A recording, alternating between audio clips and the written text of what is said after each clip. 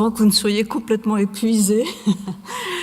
Nous avions prévu de faire, en contrepoint de ces deux exposés magistraux sur l'enseignement de l'architecture aux États-Unis et en Allemagne, quelques petites notes qui n'ont aucune prétention à l'exhaustivité sur l'enseignement en France et ses problèmes et ses rythmes, en préparation, disons, de la journée de demain et surtout de ce programme de recherche qu'on souhaite se dérouler, se développer, disons plus exactement, pendant plusieurs années.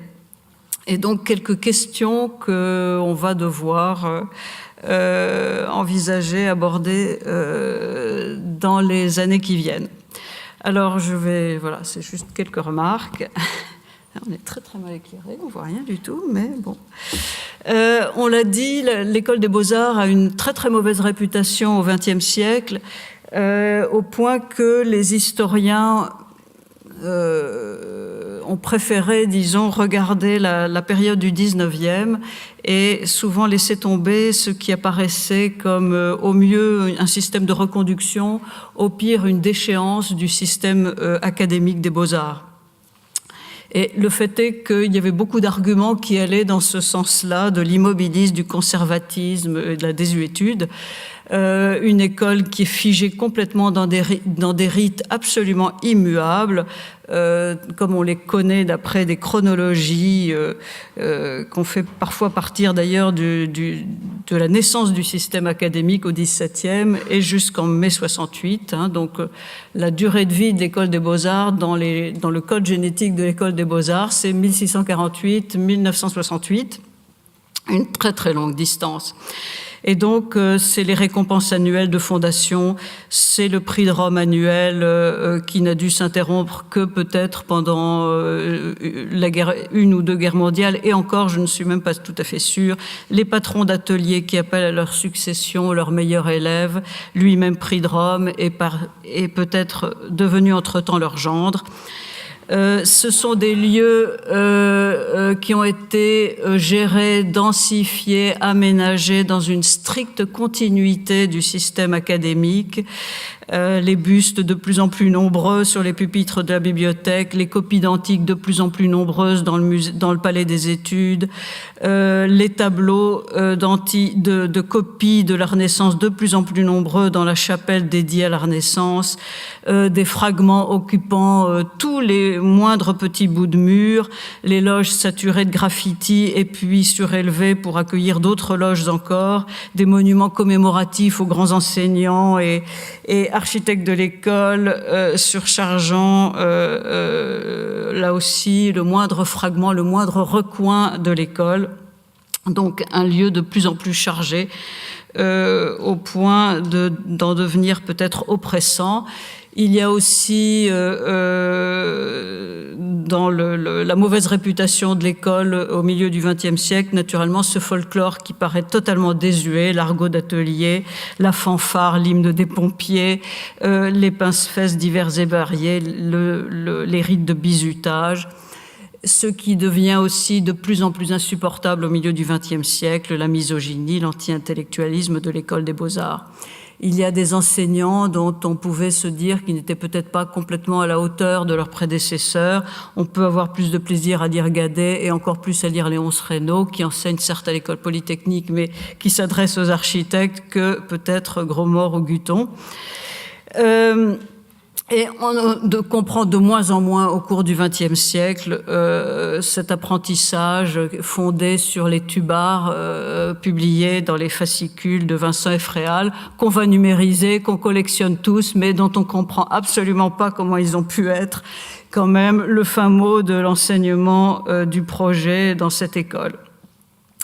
Voilà. Et puis, on s'étonne aussi, d'ailleurs, dans ces recueils de Vincent Effréal, de voir les mêmes ordres antiques avec le lavis toujours strictement et le tracé des ombres strictement respecté.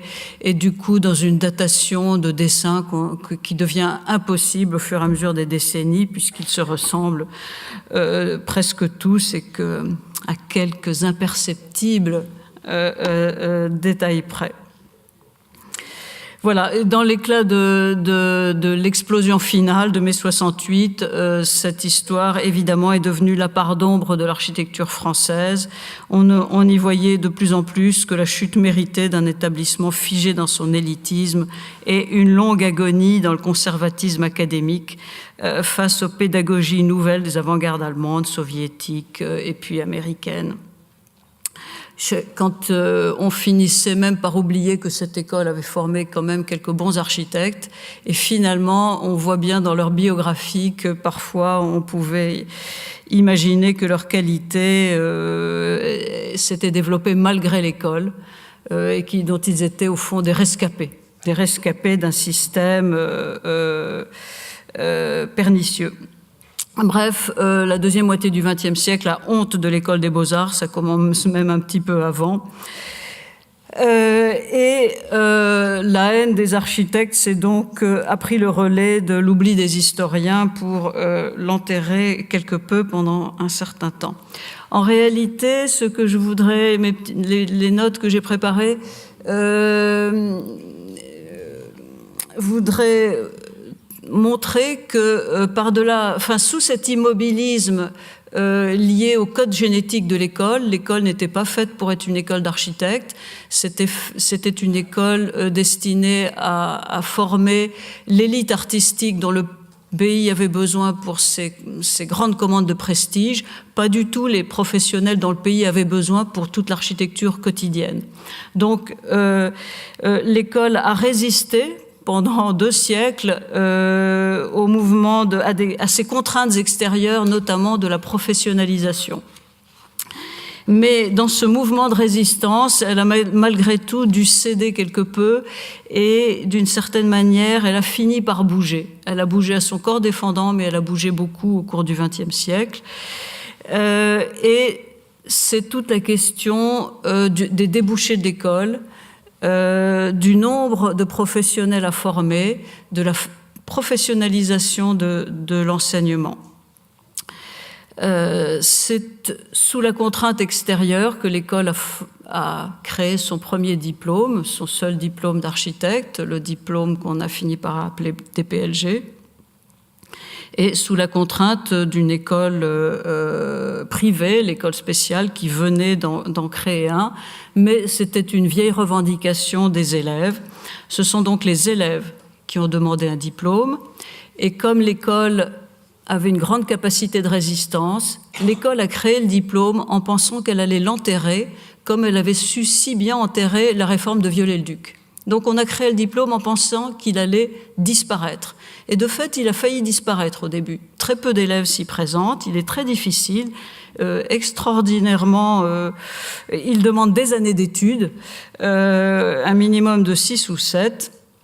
Et si finalement le diplôme a perduré, on s'en rend pas tout à fait bien compte aujourd'hui, mais c'est un point important, c'est parce que les élèves l'ont fait perdurer. Ce sont les élèves qui ont valorisé le diplôme, ce sont les élèves qui ont inventé d'ailleurs le sigle de DPLG dont personne ne voulait entendre parler, qui n'était pas du tout conforme aux traditions administratives françaises. Ce sont les élèves qui ont négocié avec l'administration les débouchés de ce diplôme. Ce sont les élèves qui se sont organisés pour forcer l'école à professionnaliser l'enseignement, en payant d'ailleurs directement les chaires des enseignements professionnalisants, etc., etc. Donc, pas de diplôme en France sans l'action des élèves. Et une action continue pour faire exister ce diplôme. Ce n'est qu'au tout début du XXe siècle, ou disons dans l'extrême fin du XIXe, que sous cette pression, l'école a commencé à considérer qu'il fallait que le nombre d'élèves formés soit proportionnel aux besoins du pays. Cette idée qui paraît évidente n'est formulée pour la première fois que vers 1890 par Julien Guadet, jamais avant.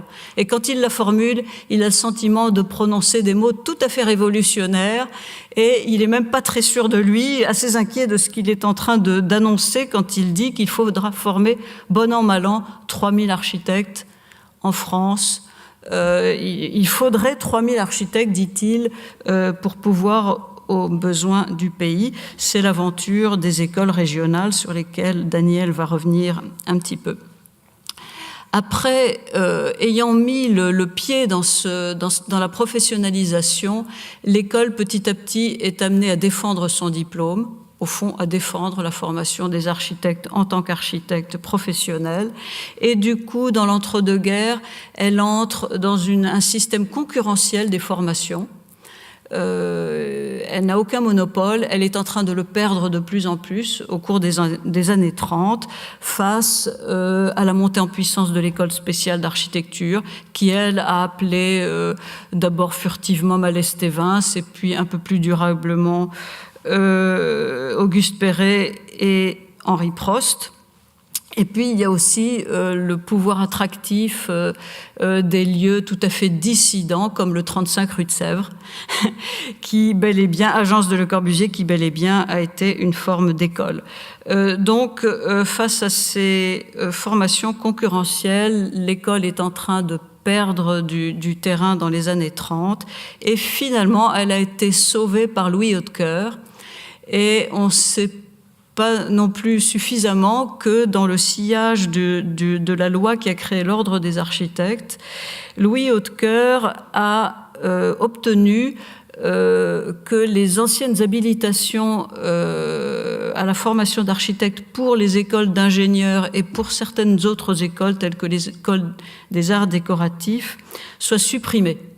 Donc, toutes les autres écoles se sont vues écartées, interdite de délivrer des diplômes au profit de l'école des beaux-arts.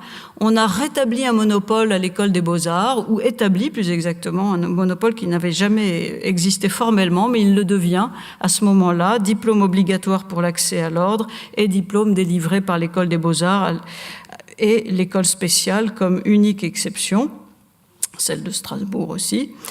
Mais dans l'esprit de Louis Hautecoeur, ce monopole donné à l'école des beaux-arts, cette exclusivité, devait accompagner une réforme de l'enseignement qui aurait créé une école des hautes études architecturales, une sorte de troisième cycle, indépendamment du prix de Rome. Et naturellement, comme elle a su toujours enterrer les réformes, l'école des beaux-arts a pris l'exclusivité et enterré la réforme après 1945, si bien qu'elle a pu cultiver encore pendant 2 décennies son élitisme et son académisme traditionnel. Voilà. Après l'éclatement, on entre dans une autre histoire avec les unités pédagogiques, mais là on a de nouveaux étonnements. Il semble que personne n'ait prévu l'appel d'air que constituerait dans ces petites unités pédagogiques dépourvues de tout moyen la suppression du concours d'entrée. Les unités pédagogiques, en quelques années, elles ont dû absorber la massification que l'école des beaux-arts n'avait pas assumée au préalable. Et donc, alors qu'elles se pensaient comme des êtres idéologiquement et chimiquement purs, elles sont devenues des agglomérats d'étudiants et obligés de bricoler des programmes très, très, très difficilement. Et c'est la raison pour laquelle, finalement, on est dans un mouvement accéléré dans les 30 dernières années, une réforme chasse l'autre, pour la raison qu'on a beaucoup improvisé dans les débuts.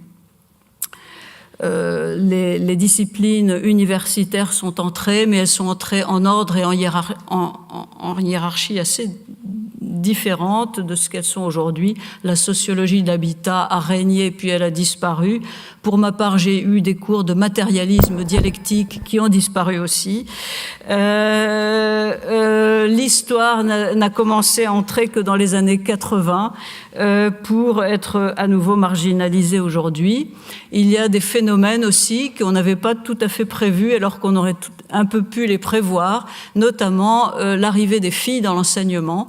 On a été étonné de constater que de jeunes chercheurs proposent beaucoup de sujets sur ce thème-là.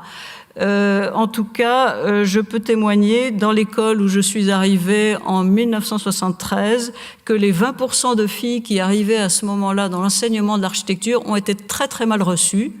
on nous a sommé de justifier notre choix, dont on considérait qu'il était incongru pour une fille et insultant pour l'école. Donc cette féminisation, elle s'est faite de façon fulgurante, mais non sans difficulté. Et puis une dernière chose qui est très frappante dans l'école des Beaux-Arts et dans toute l'historiographie de l'architecture du XXe siècle, aussi bien que du XIXe, c'est le goût que les élèves architectes ont eu de leur école. Contrairement à la légende noire de l'école, à la mauvaise réputation, à l'image caricaturale qu'on en fait, c'est frappant de voir que tous les élèves passés par l'école des Beaux-Arts en gardaient quelque chose, et plutôt des souvenirs heureux d'un lieu tout à fait magique et unique au monde, mais souvenirs qui transparaissent dans leurs archives, tous gardés et on les voit dans les fonds d'archives privés devenus publics ou dans les fonds encore conservés par les familles, les dessins d'école, les esquisses, les médailles, les menus des balles, les photos de groupe, les photos d'atelier, les croquis, les carnets de voyage, des récits écrits. On a énormément de témoignages des anciens élèves sur leurs années d'études, et c'est quelque chose de frappant, car je pense qu'on n'a pas du tout la même chose sur les générations récentes, si j'en crois mon expérience d'enseignante. Ces archives, donc on les retrouve dans les fonds privés, et on en trouve des traces aussi d'ailleurs dans la presse architecturale, l'oraison funèbre prononcée par les camarades sur la tombe de leur du dernier décédé de l'atelier étaient des morceaux d'anthologie qui eux aussi accordaient énormément de place aux années d'études. Les ateliers étaient une nouvelle famille pour les architectes, et c'était une famille qui était aussi intangible que les familles biologiques. Et donc voilà, d'où une histoire particulière des ateliers, voilà, les relations des architectes envers l'école des Beaux-Arts sont très ambivalentes. Certes, il y a eu beaucoup de haine, mais énormément d'amour aussi. Ils ont été aussi très, très attachés, et on le voit dans les archives et dans les récits, à l'aspect personnel et affectueux de l'enseignement de maître à élève. L'enseignement de maître à élève, les nouvelles écoles ont voulu le casser. Tout ce qui pouvait ressembler à un ascendant du maître sur l'élève a été interdit. J'ai vu le dernier monstre sacré qui jouait de cela, Siriani, mais il était très très mal noté à l'école comme enseignant, et si on avait pu lui interdire d'enseigner, je crois que on l'aurait fait. Et si les étudiants étaient si attachés, je pense, à leurs années d'études, c'est parce que dans le système de l'école des Beaux-Arts, ce système qui nous est devenu si étranger, c'est l'étudiant qui fixe ses études. L'étudiant choisit son atelier, il choisit la durée de ses études, il choisit s'il va rester 1 an, 5 ans, 10 ans, il choisit le rythme auquel il va progresser, et c'est lui qui décide de placer la dernière barre, comme dans les concours de saut à la perche. Il décide s'il va tenter le prix de Rome ou pas, mais c'est lui qui décide. Et l'école n'est pas là pour le mettre dehors au bout de ses 5 années d'études, comme c'est le cas aujourd'hui, où si un étudiant s'attarde 1 semestre, les enseignants sont grondés. Il faut surtout pas s'attarder aujourd'hui. L'école, autrefois, faisait tout pour retenir l'étudiant. Voilà, c'est quelque chose qu'on comprend à peine, et c'est la raison pour laquelle on trouve parfois des cursus de 6, 8, 10 ans. Ce ne sont pas des cursus intéressés, ce sont des cursus désintéressés, dans une logique qui est tellement différente et opposée à la nôtre qu'on a parfois du mal à la comprendre. Alors, pour écrire cette histoire-là qui mêle tous ces niveaux différents, Je pense qu'il faut user effectivement de sources très variées. On a beaucoup parlé des archives publiques ce matin, mais les archives privées sont tout aussi importantes. Elles peuvent être institutionnelles, elles peuvent être familiales, elles peuvent être associatives et elles donnent toutes des visions tout à fait importantes. Il faut avoir l'histoire interne à l'école, mais l'histoire externe à l'école, celle des pressions qui se sont exercées sur l'institution. Il faut pouvoir naviguer entre l'érudition locale, voire personnelle, et la méthodologie savante, et les deux sont importantes, et les deux se réconcilient dans ce type de sujet. Il faut faire dialoguer les témoins et les historiens. Bref, il faut se situer à toutes les échelles de l'historiographie, la grande, la petite, la micro, la nano, toutes les échelles. Et toutes ces échelles sont importantes pour écrire cette histoire. Dans cette histoire, on est tout le temps à cheval entre l'histoire et la mémoire, pour reprendre les grandes distinctions universitaires. Et dans ces moments où se croisent précisément l'histoire et la mémoire, moi je retrouve la qualité de quelques moments militants de la recherche, tels qu'on a pu les connaître dans les années 80 et qui se sont un petit peu peut-être... oui, j'allais dire un peu ossifiés, enfin, dans les dernières décennies sous la pression du modèle universitaire. Voilà, et donc ce sont ces qualités-là que j'espère on pourra conserver et développer dans nos séminaires à venir.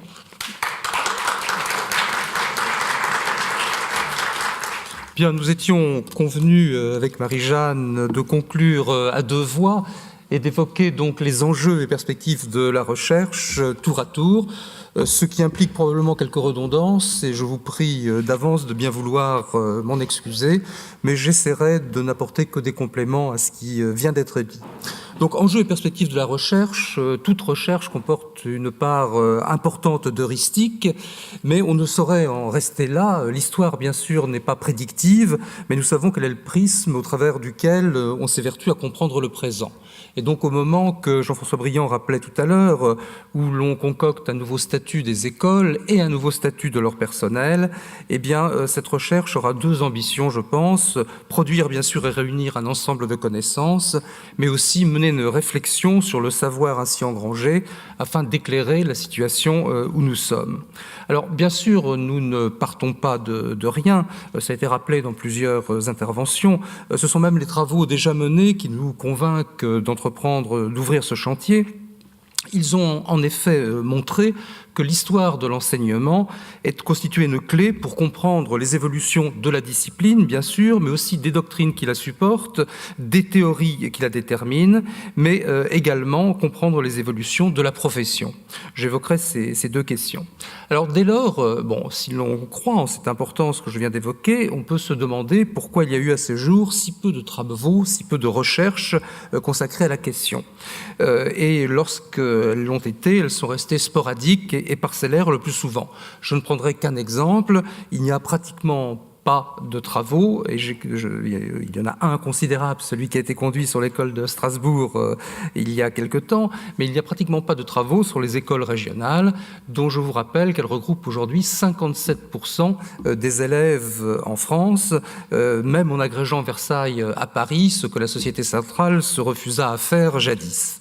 Alors, la remarque que je viens de faire sur cette carence d'études et de recherches sur l'enseignement de l'architecture pourrait, à vrai dire, être généralisée à la quasi-totalité de l'enseignement supérieur. Je reviendrai tout à l'heure sur cette qualité d'enseignement supérieur, prêtée ou refusée à telle ou telle formation.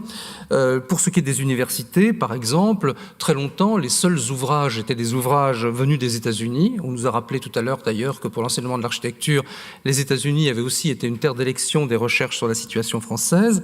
Et aujourd'hui encore, le livre de Georges Weiss, publié en 1983, fait autorité. Le réveil en France pour les universités n'a véritablement sonné qu'en 2011 avec les journées d'études sur les archives universitaires organisées organisé à la Sorbonne. Donc, dans une certaine mesure, certes, nous avons du retard, mais nous ne sommes pas les seuls. Alors, je viens de dire que je reviendrai sur le concept d'enseignement supérieur. Effectivement, on peut se demander si l'enseignement de l'architecture peut être affilié de façon simple, directe et sans réticence à cette grande famille de l'enseignement supérieur. Si l'on regarde les textes, on s'aperçoit qu'il faut attendre 1978 pour que explicitement les choses soient écrites et que, je cite, que l'on confie une mission de service public dans l'enseignement supérieur à l'architecture, aux écoles d'architecture. La chose avait déjà été évoquée en 1962 dans ce fameux décret qui n'a jamais été mis en application, et il faudra attendre, vous le savez, 2005 pour que toutes les écoles deviennent des écoles nationales supérieures d'architecture. Alors on va s'interroger un peu sur cette réticence à intégrer pleinement l'enseignement supérieur. On notera au passage que le concept est assez vague, est assez flou. On considère cependant que le concept d'enseignement supérieur a pris substance en 1808 lorsqu'il y a eu conjointement la création du baccalauréat et de l'Université de France. Et un décret, cette année-là, stipulait qu'un peu plus tard, on laissait un délai de grâce, en 1815, eh bien, il faudrait le baccalauréat pour pouvoir intégrer l'université. Et simultanément, cette loi eh bien, prévoyait l'obtention de grades, ce qui ont permis, par exemple, d'organiser les métiers du droit et les métiers de la médecine. Dans le domaine de l'architecture, il faudra attendre 2005, c'est-à-dire 197 ans, pour que l'on octroie des grades. Bien, donc on s'interrogera aussi un petit peu là-dessus au fil de cette discussion. Alors, durant cette transmutation, l'enseignement de l'architecture est resté à part. Il n'a pas exigé le baccalauréat, par exemple, et n'a pas instauré non plus de classes préparatoires, tout au moins organisées, comme l'ont fait les écoles d'ingénieurs. Je dis de façon organisée, comme l'ont fait l'école d'ingénieurs, parce qu'il y a eu des ateliers préparatoires dont on sait très peu de choses, notamment rue Visconti, où ils étaient plusieurs, et je pense qu'il sera intéressant de se pencher sur cette question, mais ces ateliers préparatoires ne se consacraient qu'à l'épreuve d'architecture du concours d'admission. Bien, donc, une prise de distance vis-à-vis de l'enseignement supérieur à proprement parler, qui n'a fait que s'accroître en 1868, où Victor Duruy a pris un décret qui créait les laboratoires dans les facultés à l'université, ce qui créait de facto des enseignants-chercheurs, même si l'expression n'est arrivée dans les textes que beaucoup plus tard, un siècle plus tard, c'est en 1965 qu'on trouve la première occurrence, et c'était dans une circulaire. Dans la loi, il faudra attendre 1984. Mais il n'empêche, c'est aujourd'hui seulement que peut-être les écoles d'architecture vont bénéficier de la présence d'enseignants-chercheurs statutaires. Donc cette distance est même devenue un principe à l'école des Beaux-Arts. Émile Trella, décidant de créer un autre établissement qui sera l'école spéciale, expliquait cruellement sa décision. Je vais vous lire là une phrase assez savoureuse qui a été retrouvée par Frédéric Seitz. Il disait « C'était devenu un axiome d'atelier qu'un architecte ne devait rien apprendre, que tout était dans son crayon, qu'il n'était pas utile de s'élever par la lecture, que sonder le passé dans tous les temps, que savoir les lois physiques qui régissent les corps, la mécanique qui en assure l'équilibre, les conditions chimiques qui préparent leur durée, étaient des connaissances qui faussaient l'esprit de l'artiste ou gênaient le travail de son imagination. » Alors une telle conception se retrouvait et s'est retrouvée très longtemps, y compris chez les patrons et pas d'ateliers et pas seulement chez leurs élèves. Par exemple, en 1953, un rapport inspiré par Lecomte et Aublet proposait la suppression même du cours de théorie, et Aublet, fidèle à son opinion, lorsqu'il deviendra en 1958 professeur de théorie à l'école, ne donnera aucun cours. Heureuse époque où l'on pouvait être professeur et décider de ne pas dispenser de cours. Bien, alors ceci dit, il y a un paradoxe. On vient de dire que les élèves pensaient que toutes les disciplines autres que l'architecture étaient inutiles, que ce point de vue était partagé par un certain nombre des classiques de l'école. Eh bien, pourtant, il y a eu régulièrement, à l'École des Beaux-Arts, dans ces disciplines entre guillemets secondaires, des professeurs de très haut niveau qui y sont restés et qui semblent y avoir pris plaisir. Je ne citerai qu'un exemple, c'est un des plus récents pour l'ancienne école, pour celle qui va voler en éclats en 68, d'un professeur que certains ici ont eu, je pense, moi-même pendant quelques mois, Lucien Malavard. Lucien Malavard était un spécialiste de mécanique des fluides, c'est l'un des pères de l'aéronautique moderne en France, il a mis au point le premier calculateur d'aile d'envergure. Il a été président de l'ONERA et à ce titre a mis la fusée Ariane, je dirais, en chantier. Professeur nommé à l'Académie des sciences, il enseignait la géométrie descriptive à l'École des Beaux-Arts jusqu'en 1968 et il a encore continué en 1969 où il y a eu, en attendant que les UP se créent, quelques cours qui ont perduré ici ou là. Donc il y avait des personnages de ce type et on peut se demander s'il n'y a pas eu une sorte de pédagogie secrète à l'école, si cette école n'avait pas une double vie. Et je pense qu'il sera intéressant de se pencher effectivement très finement sur des cours qui pourraient paraître anecdotiques et on découvrirait peut-être que les élèves qui revendiquaient l'ignardise en réalité n'étaient peut-être pas aussi ignares que cela. Leur présence d'ailleurs dans les sociétés savantes et les articles qu'ils pouvaient y publier montrent que beaucoup étaient réellement cultivés. Alors, quoi qu'il en fût, évidemment, cette formule ne pouvait pas perdurer, et plus l'on s'est approché de 1968, donc au cours des années 60, un grand nombre d'élèves ont aspiré à autre chose. Il suffit de lire les publications de la grande masse, où l'on voit effectivement l'insatisfaction d'un grand nombre d'élèves, tant sur le système de l'école que sur les oukas que posait par ailleurs le mouvement moderne, et qui commence à exiger un autre enseignement, et surtout qui demande à ce que l'on fasse de la recherche. Et cette gestation, il faudra aller la chercher hors les murs. Il ne faudra pas que nous restions soit à l'École des Beaux-Arts, soit plus tard dans les UP. Je pense qu'il faudra exercer une sorte de droit de suite. Et je pense, par exemple, s'il a été cité tout à l'heure, à l'Institut de l'environnement, qui a été un creuset tout à fait intéressant dans cette période. Bon, il faudra s'intéresser aussi à un certain nombre de choix qui peuvent étonner.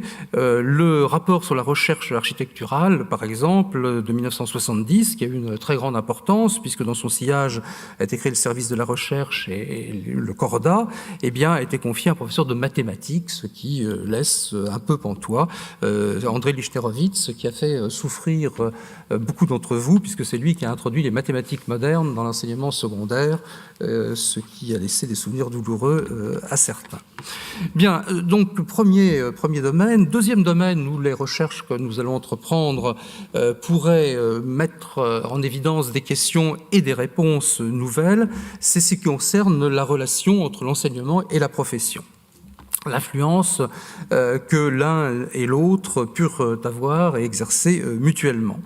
Alors, à en croire Alcide Vaillant, qui était un classique de la Société centrale, qui en 1919 avait publié une théorie de l'architecture, le divorce était consommé de longue date. L'école se serait irrémédiablement coupée de la profession, du métier, et aurait été absolument incorrigible. Et donc, il appelait à une autre organisation des choses. Je pense que cette idée que le divorce était consommé est bien sûr au tort exclusif de l'école. Ce procès doit être nuancé. Je pense que si c'était le cas, les responsabilités étaient copartagées, véritablement. La profession, en effet, sous la figure des trois grandes organisations qu'elle avait sécrétées, la Société centrale, la SADG, l'Association provinciale des architectes français, fut perpétuellement présente dans les grands débats qui concernaient l'enseignement, tout au moins ceux qui lui paraissaient essentiels, l'autorisation d'exercice et donc les prérogatives attachées au diplôme. Le diplôme créé en 1867, on l'a rappelé tout à l'heure, il y a eu 1867 et 1874 parce qu'il y a eu deux formules qui correspondent à ce que Marie-Jeanne vous a expliqué tout à l'heure. Le numerus clausus est donc l'opportunité de créer des écoles régionales, très discutées pendant des décennies, et puis ce que les Québécois appellent la cléricature, cette période probatoire qui a pris substance récemment. Alors pour le reste, la profession ne demandait qu'une modernisation raisonnable, qu'elle a obtenue d'ailleurs lors de la réforme de 1863. Alors pourquoi la profession n'appelait-elle pas à une révolution absolue, ou le faisait vraiment mezzo voce? Eh bien parce que je pense qu'il y avait la volonté de maintenir une absolue singularité fondée sur la tradition, garante aux yeux de beaucoup de la vraie profession libérale. Et je crois qu'il faudra s'interroger effectivement sur cette mythification de la profession libérale que le jeune Guadet, par exemple, je dis le jeune Guadet parce qu'il a évolué au cours de sa carrière, dont il fut un des défenseurs les plus forts, posant des oukases, notamment contre les disciplines connexes et leur scientificité qu'il tenait pour castratrice. Alistomine a mis en évidence ce qu'il pouvait dire de l'archéologie, par exemple, et s'opposant évidemment aux ateliers d'école que la réforme venait de créer, tout en confiant d'ailleurs la tutelle de l'école à l'État, ce qui lui paraissait absolument insupportable. Mais Guadet n'était pas une exception. Les architectes ne pouvaient admettre que leur profession, comme la médecine et le droit l'avaient pourtant accepté, aille l'amble avec l'État. On a évoqué le cas plus tôt dans la journée, mais il y a quelque chose qui demeure assez extraordinaire et qui rend compte encore aujourd'hui de cette situation, c'est le statut des architectes en chef des monuments historiques. Qui exercent leur métier dans leur propre agence, sont payés aux honoraires et rémunèrent leurs collaborateurs pour remplir une mission de service public. Il y a vraiment cette vision de la profession libérale qui ne peut, je dirais, être sous la coupe directe de l'État et en subir les exigences. Cette conception mythifiée de la profession libérale avait un corollaire, une école absolument singulière, ce qui explique, je pense, en grande partie ce qu'on pourrait qualifier d'occasion manquée de 1863, parce que la même année, Napoléon III signe le décret qui réforme l'école impériale et spéciale des Beaux-Arts, c'était son nom à l'époque, mais la même année, Victor Duruy, devenu ministre de l'Instruction publique, entreprend de réformer l'université. Cette concomitance des réformes aurait dû même sans doute conduire à un rapprochement, d'autant que la réforme arrachait l'école à l'académie, qu'on y dispensait à partir de là des disciplines qui la rapprochaient d'un établissement comme les arts et métiers, par exemple, la géologie, la physique, la chimie, et que l'on envisageait la délivrance d'un diplôme qui interviendra un petit peu plus tard.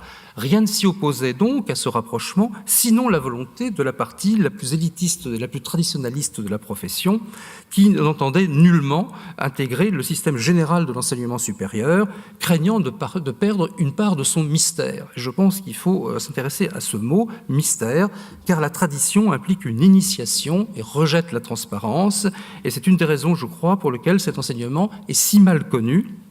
Ce n'est pas un hasard, je pense qu'il y a des ressorts très volontaires là-dessous, et effectivement, le secret sera bien conservé. Prenons deux exemples. En 1889, il y a un ouvrage très copieux d'Alexis Lemaître qui est consacré à l'école des Beaux-Arts, 403 pages, il n'y en a que 39 qui sont consacrés à l'architecture, à la section d'architecture. Et en 2006, lorsqu'Alain Bonnet publie cette somme sur la réforme de 1863, on a les mêmes proportions. L'architecture devient une sorte de trou, l'enseignement de l'architecture devient une sorte de trou noir, et je pense que c'était entretenu. Dans ces conditions, l'histoire de l'enseignement de l'architecture fut réduite à l'histoire de la production et de la destinée de ceux que le système distinguait, d'où les livres des médailles, d'où la chronique des diplômes et des envois au salon publiés par les revues spécialisées, d'où le culte des grands prix. L'histoire de la profession, d'ailleurs, n'a pas été mieux lotie, et sans doute pour des raisons à peu près semblables. La SADG, oui, Marie-Jeanne Dumont a fait une étude magistrale à son propos, mais la Société centrale est très mal connue. En revanche, les archives sont là, et Jean-Pierre Penaud, qui a été là toute la journée, j'aurais très attaché, je pense, à ce que l'on exploite enfin la totalité de ces archives et que l'on écrive l'histoire de la Société centrale. Et quant à l'association provinciale, ma foi, rien de sérieux n'a été écrit à son propos, alors même que c'est elle qui a exigé et obtenu la création des écoles régionales. Et elle tenait d'ailleurs dans tous ses congrès annuels une session consacrée aux écoles régionales qu'elle appelait ses filles. Bon. Eh bien, tout cela est à écrire. Alors, c'est un aspect important, je pense, de la recherche, car la relation ombreuse, quelquefois d'ailleurs ombrageuse, d'ailleurs de l'enseignement et de la profession, eh bien, cette relation mutuelle n'a jamais été interrompue. De la gestation de l'ordre débutée en 1924, qui avait failli aboutir en 1936 et qui, l'ordre sera créé le 31 décembre 1940, vous le savez. Et on dit très souvent que c'est le fruit du corporatisme de Vichy, mais on notera au passage que l'ordre consacrait le diplôme et donc l'école comme creuset de la profession. Donc ce n'était pas une vision absolument corporatiste des choses. Et en revanche, cette vision corporatiste, on pourrait la voir bien davantage avec la mise en place en 2007 de la HMO, NP, le 10 avril 2007, qui a ressuscité la licence d'exercice que demandaient dès 1840 ceux qui ont fondé quelques années plus tard la Société centrale. Bien, donc voilà quelques points qui me paraissent importants et auxquels il faudrait s'atteler. Et j'ajouterai un dernier élément qui a été évoqué par Marie-Jeanne dans son intervention. Eh bien, il ne faut pas oublier un certain nombre de choses qui soit n'ont pas été créées du tout, soit ayant été créées ont connu un destin éphémère, mais qui dénotent un état d'esprit qu'il faudra mettre en évidence, je crois. Frédéric Langereau, ce matin, qui est intervenu ce matin, eh bien, a retrouvé une lettre qui avait été envoyée par Ricardo Bofill le 14 septembre 1974 à Valéry Giscard d'Estaing. Et cette lettre était très importante puisque c'est à partir de là que Giscard d'Estaing et son entourage avaient décidé de concevoir le premier projet de l'Institut français d'architecture, qu'il a qualifié de deux expressions différentes, mais qui sont assez intéressantes, d'ENA de l'architecture, avec l'idée de créer un grand corps d'architectes auprès de l'État, et en d'autres circonstances, il a parlé d'académie semblable à celle de Louis XIV, rien d'autre. Bon.